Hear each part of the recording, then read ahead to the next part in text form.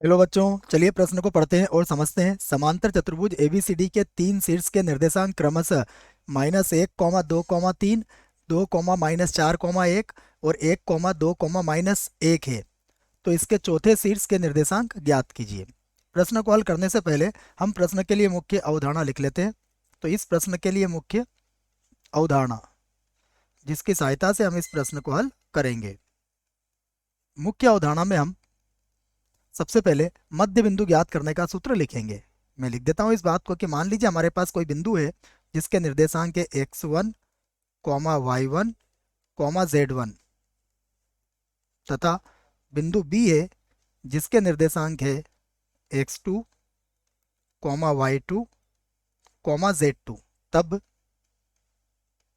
तब AB का मध्य बिंदु, AB का मध्य बिंदु हमें पता होना चाहिए। AB के जो मध्य बिंदु के निर्देशांक होते हैं वो मैं लिख देता हूं। ये होगा x1 प्लस x2 बटा 2, y1 प्लस y2 बटा 2 और इसी प्रकार z1 प्लस z2 और बटा 2। तो यह सूत्र आप इस प्रश्न के लिए याद रखिएगा। अब हमें जो दिया है हम उसे लिख लेते हैं। सबसे पहले हमें समांतर चतुर्भुज का पहला शीर्ष दिया है A, जिसके निर्देशांक है -1, 2, 3। दूसरा शीर्ष B दिया है जिसके निर्देशांक है 2, -4, 1। तीसरा शीर्ष भी दिया है जिसके निर्देशांक है 1, 2, -1 और हम इसका चौथा शीर्ष D मान लेते हैं। तो माना चौथा शीर्ष, जैसा कि प्रश्न ने कहा है, चौथा शीर्ष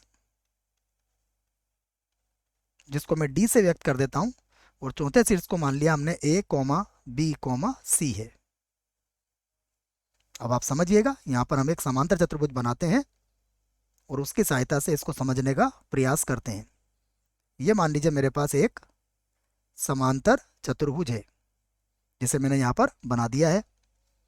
इसको मैं A, यहाँ पर B, यहाँ पर C और यहाँ पर D ले लेता हूँ। तो हमें ये बात पता होनी चाहिए कि समांतर चतुर्भुज के जो विकर्ण होते हैं वह एक दूसरे को समद्विभाजित करते हैं। इसका अर्थ यह हुआ कि इनका जो प्रतिच्छेद बिंदु होता है, यह प्रतिच्छेद बिंदु मान लीजिए P है, तो यह P क्या होगा, BD का भी मध्य बिंदु होगा और AC का भी मध्य बिंदु होगा। इस आधार पर हम इस प्रश्न को हल करेंगे।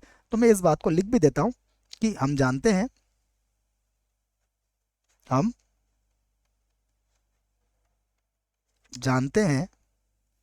समांतर चतुर्भुज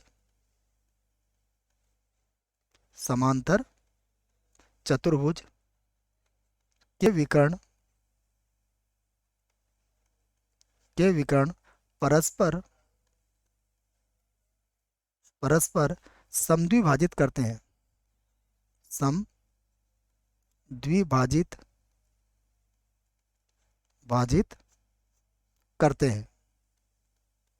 ये बात हमने लिख भी दी है और चित्र के माध्यम से इसको समझ ली भी। तो इसका अर्थ यह हुआ कि AC का जो मध्य बिंदु होगा वही मध्य बिंदु BD का होगा। तो इसी को हम लिखेंगे अतः BD का मध्य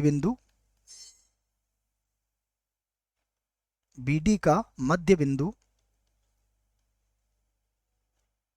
किसके बराबर होगा, AC का मध्य बिंदु, AC का मध्य बिंदु। तो इस सूत्र की सहायता से अब हम इसे हल कर लेंगे। ये हमने बना लिया है। मध्य बिंदु के लिए सूत्र मैंने आपको लिखवा दिया है। जब BD के मध्य बिंदु की बात करेंगे तो देखो BD का मध्य बिंदु क्या आएगा, ये लिखवा दिया मैंने आपको। B और D के निर्देशांक देखते हैं। B के निर्देशांक के हमारे पास 2, -4, 1 और D के हमने ABC माने, तो ये होगा 2 + A बटा 2। तो ये बनेगा 2 या A + 2 बटा 2। उसके बाद देखिए फिर बनेगा B -4 बटा 2, तो ये हो जाएगा B -4 और बटे में आ जाएगा 2। अगला देखिए ये होगा C + 1 बटा 2, तो ये होगा C + 1 और बटे में हो जाएगा 2 बराबर। अब AC के देखिए, तो A और C हमारे पास है, तो ये होगा -1 + 1 बटा 2, -1 प्लस का 1 और बटे में आ जाएगा 2। उसके बाद देखिएगा फिर होगा 2 प्लस 2 बटा 2, तो 2 प्लस का 2 और बटे में आ जाएगा 2। फिर देखते हैं उसके बाद ये 3 माइनस 1 बटा 2, तो ये हो जाएगा 3 माइनस का 1 और बटे में आ जाएगा 2। तो अब हम इसकी तुलना कर सकते हैं दोनों पक्षों की, तो हम लिख देते हैं निर्देशांकों की तुलना करने पर,